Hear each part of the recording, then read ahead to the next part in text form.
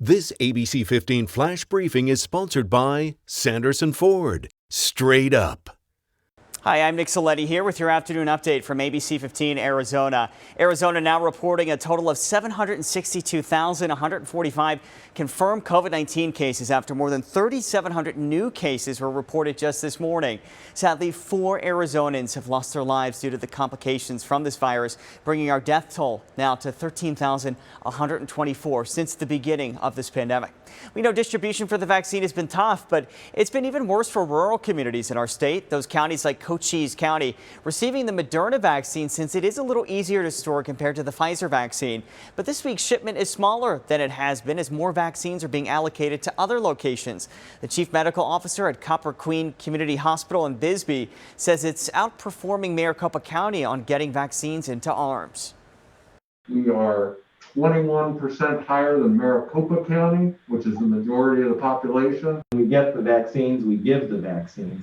The only time that we have a stockpile of them is when they get delivered, and then within a day or so they are administered. Health officials in Bisbee say it's hard for residents to have to drive up to the valley for one of the state's vaccine pods due to reliable transportation issues or being elderly and having some mobility issues. We want to hear about your experience with the vaccine distribution. So this Wednesday, we will be joined by some of our ABC15 health insiders and their answer to all of your questions here. You can feel comfortable. That's the goal here, making decisions about your health and your safety when it comes to this vaccine. So send your questions to healthinsider@abc15.com. Then join us Wednesday morning during the 6 o'clock hour so you can hear all of this information and educate yourself. The CDC has expanded its data tool called Places that could help communities better distribute COVID-19 vaccines. It's a hyper-local look at important health factors all across the country.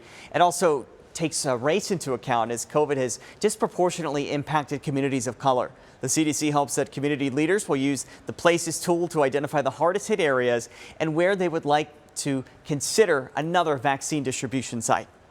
Doctors are worried about a growing number of COVID-19 survivors that still don't have their sense of taste or smell. It's a common symptom that goes away with the virus, but for others, it sticks around maybe months later. Researchers are still trying to figure out why it impacts people differently.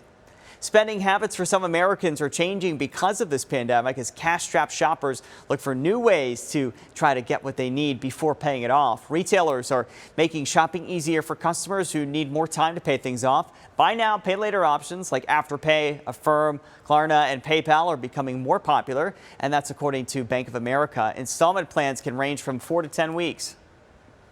Now there are alternative payment methods as well. The current models that are so en vogue, they enable the consumer to take home that product right away for instant gratification or because they really need this product.